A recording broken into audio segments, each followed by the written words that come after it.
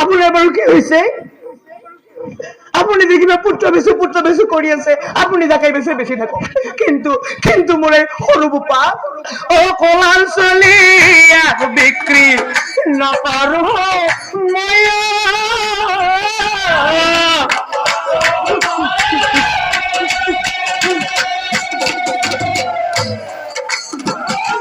এক বছর বয়স হয়েছে, এক বছর বয়স হয়েছে, আছে গাখির খাই